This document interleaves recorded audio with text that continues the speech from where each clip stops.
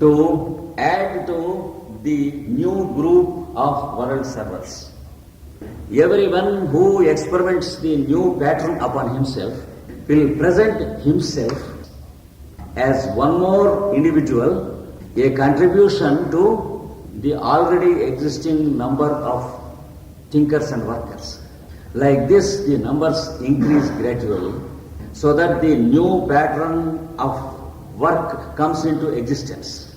This is the work of the masters. They live away from the world, not physically and not mentally, but in a strange dimension of consciousness. They live away from us.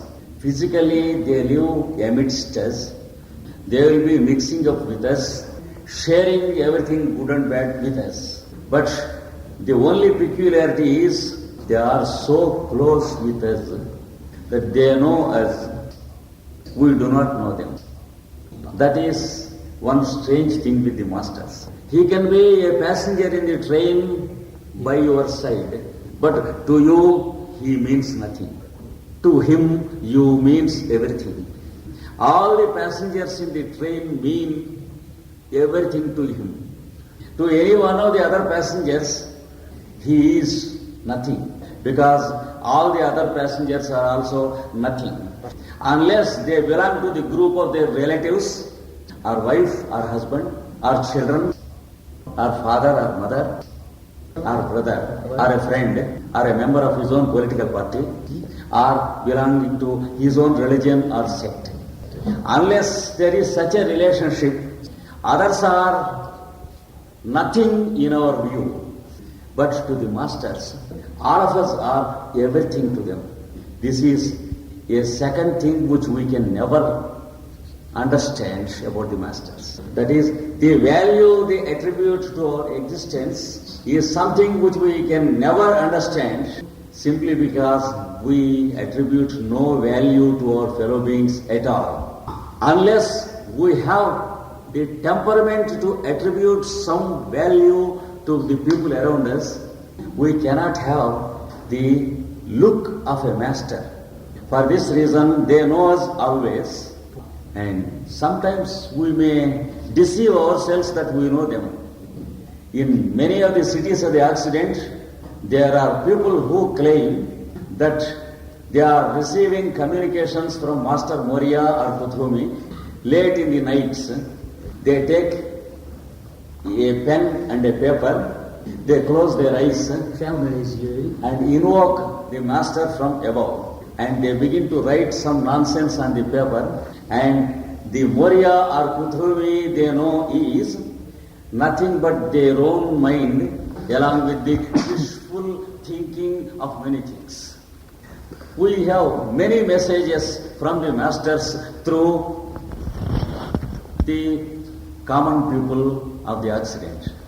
You need not be surprised if Krishnamacharya publishes volumes and claims that they are the dictations of Moria, Kuthumi or Jwalpur. I know such people in the Occident, and early in the morning they get up and telephone to their friends to say, you are expected to eat 10 tomatoes a day. Because Master Moria has dictated to me last night that I should prescribe this medicine for you. I personally know such wonderful people. One nice lady has telephoned late in the midnight to one of her friends, and the friend woke up from deep sleep and received the telephone. Then the good lady says, hello, good news. In your previous birth, you were Isaac Newton. And the fellow was stunned, and he received a shock from which he could not recover until a month. Because he was really afraid if he were Isaac Newton. If it were to be true, it would have been very, very inconvenient to the poor fellow. But luckily enough, once again he could discover that he was not Isaac Newton, but he was himself, the husband of his wife.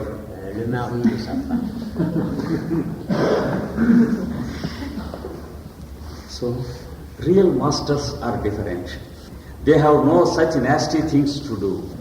They have their work to do. They are working to change the temporary values of man, to bring the humanity into the recollection of the real permanent values.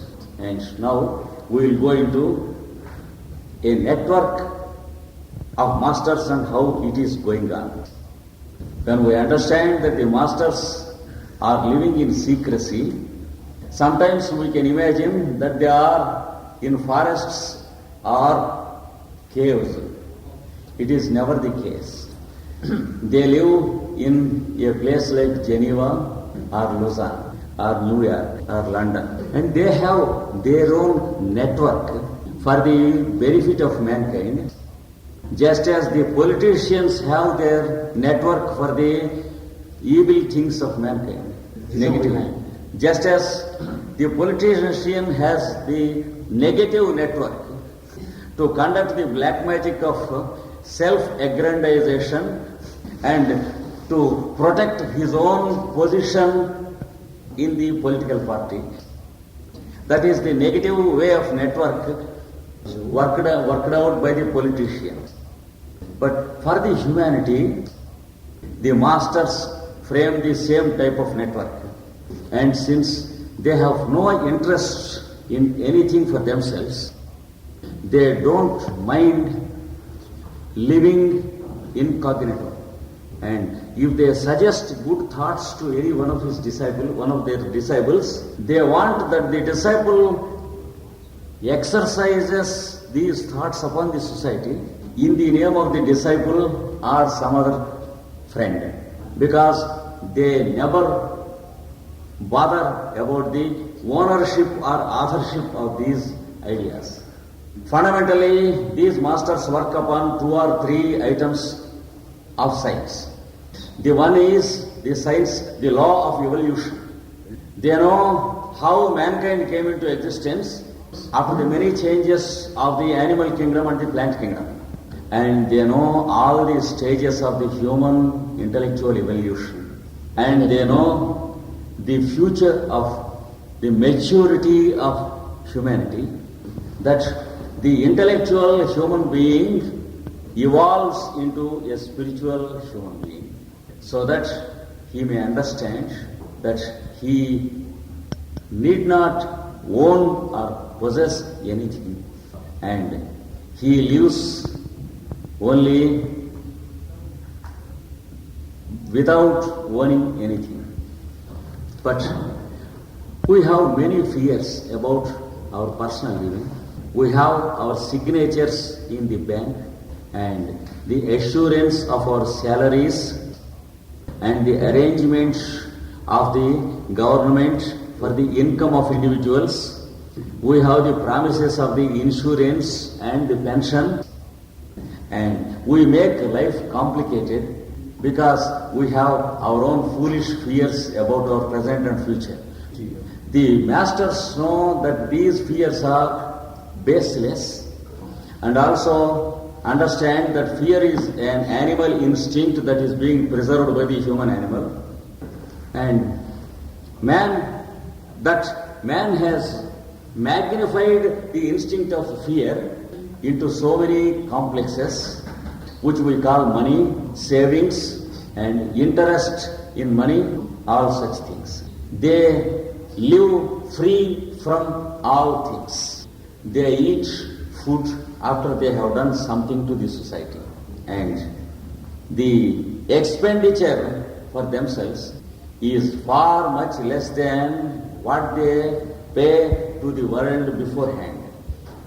So they are never indebted to anyone, and all the humanity is indebted to them.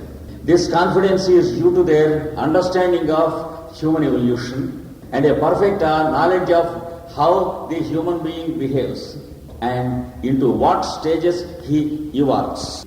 They know the relationship between the individual and the society.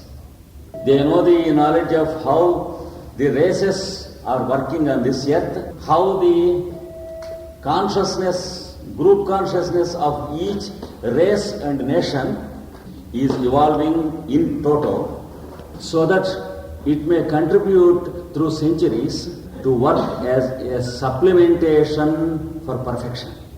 For example, if the white races are having some strong points and some weak points, and if the black races are having different strong points and different weak points, the group evolution of the two different races tries to make blends of the two different races so that a third and a new race evolves.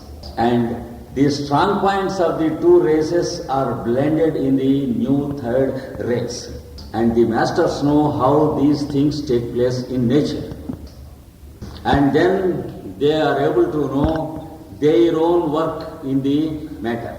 They understand the whole plan of the planetary activity of this earth and the planetary consciousness of this earth, how it is distributed among the many races, and how each race is trying to contribute to fulfill the defects, to fill up the defects of the other race. Every action of the masters is aimed at this concept of perfection, and the existence of every master is supplementary to the work of the other masters. The daily routine and activity is also fabricated in such a way that it is always supplementary to the good work others do. That's the reason why we don't find any discussions among the masters, because discussions lead into burning away of time and lifespan and some headache due to hypertension. And sometimes there will be the retracing of consciousness into the animal levels whenever we grow emotional about our discussions. When we grow emotional, there is no wonder if we behave like buffaloes or monkeys or donkeys, simply because we are evolved from all those animal forms, and the tendencies of those animals still exist in our blood. And simply because we do not know the art of distilling ourselves from those tendencies, you don't find any discussions among masters. If at all there are books given by the masters, they are in the form of suggestions, injunctions and instructions that are positive and practical and verified whenever practiced. So they are not scholarly discourses, but they are the same truths presented to suit our taste, because they are not at all enamored of discovering something new. In the activity of the universe, there is nothing new except the cyclic activity of the evolution. And if we try to imagine something new, it becomes our own creation and not the creation of nature. For example, I discover a new type of multiplication table, and for the first time I publish it quite different from the existing multiplication table. You can find in it that 5 into 6 is equal to 49, because everything is new. The result is you will throw that in fire, because it is in no way useful. The masters know these facts. They take us as disciples when the time comes. And if we look to them, it is a waste of energy and time. Often people meditate upon masters, close their doors so that other people may not enter in, and those who are having membership only should enter inside, and then begin to meditate upon the masters, and they begin to speak with the masters, that is themselves, and then they begin to receive impressions and messages, and they wait and wait if the masters can be seen, just as they are seen by Madame Blavatsky or Alice A. Bailey. But the truth is different. The masters can never be found because we wait for them. It is the same reason because we cannot find them, because they never expect us to wait. They expect us to do something which is really useful to our neighbors. And If we begin to study books to know how the life after death will be, the masters will be laughing whenever they think of us. Because they are concerned with life before death, not life after death. It is only the dreamers and the lazy fellows that are concerned with life after death. For the simple reason they want to escape themselves away from their duties towards the fellow men. They consider all these things as the hysteria of the weak human beings. And they begin to look at us when we begin to look at people around us. And as long as we look to them, they never look to us. When we look to a person who is weaker than ourselves, who is less capabilities in his finances than ourselves, and who is less intelligent than ourselves, and who is having a lesser degree of health than ourselves, and who expects a little assistance from us. When we begin to look to them and begin to think what we can do for them, then immediately the masters begin to look at us, tap one of their disciples and show that there is a fellow who is starting his real career. And the disciple, in his turn, has many disciples for him. And he taps one of his disciples and finds out that there is a fellow who begins to live. Like this, the junior-most disciple will be tapped to take notice of us. And he takes notice of our existence. He observes for some time if we continue the same attitude or not. Even though we help our fellow beings for 30 years or 40 years, if we stop suddenly someday and think, what is it? What is the benefit I get by doing this? And the humanity remained faithless and thankless even though I have done much to the humanity. Suppose we begin to think like this. Then the disciples smile to themselves and say that here is a fruit which is eaten by a worm in the middle of its development. Better luck next birth. Then we will die as a worm-eaten fruit. And once again, nature presents us a new body in the form of the next birth and allows us to take the same experiment once again to test if we can get through the examination. Like the university student who fails the examination, we will be permitted to appear for the same examinations again and again until we pass the test. Then after 10 or 15 births, we will come to a stage when we begin to do the work for the fellow beings without looking to any recognition and without having any disappointment. Then they begin to assist us directly. While we are sleeping, they will establish a little telepathic contact, and they tune our mind to their minds. Just as a radio set is tuned to the radio station, then we begin to receive the music. For a long time we don't know where from we are receiving it, because we do not know the existence of the radio station. For some time we think that we are making the music, and we believe that all the glorious thoughts we are expressing are coming from our petty mind. And the disciples who are guiding us, they will be smiling and laughing at us, because they too had behaved long ago. They were having all the weaknesses of the humanity just as we are having now. And they begin to train us. And then when we are fully absorbed about the humanity, when it is a necessity, one of the masters may appear to us, not because we are so great, but because the work is so urgent.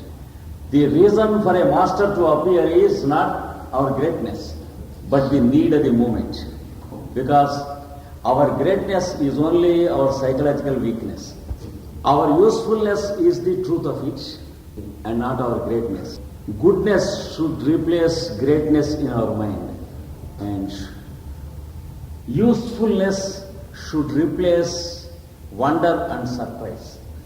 Then only our minds will be tuned to the minds of the masters. In such a way, the masters are training and recruiting new students into their school. And all these masters have only one school, because there is no physical school or a building where they recruit us into the school and give us boarding and lodging. If they provide such a school, Fournissez une telle école. we know how we behave, because we know how we are behaving in our residential hostels and colleges. Therefore, by the term school, they do not mean a school on the physical plane. Every one of us is expected to be in his own house, in his own office, in his own business. But stop to work for himself and do the same work for the society. If such a change were to take place really in us, then we will be recruited as students in the school of the masters. Since that time onwards, our security will be in the hands of the masters, and the program of our personal and individual life will be in their hands. We cannot plan for ourselves, and whenever we plan, it will be a miserable failure, because things will be otherwise.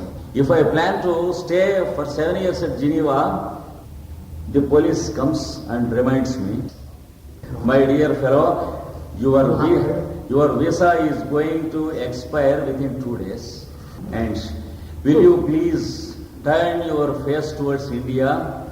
So he says. Every one of us will be wonderfully disappointed whenever we begin to plan for ourselves. After once we are recruited into the school of any one of the masters, so it is better not to get recruited, so that we may enjoy all the personal and individual facilities and eat and drink and dance as much as we wish. And then only, when we feel that it is enough for us, it is better if we are recruited after that. This is one danger with the masters.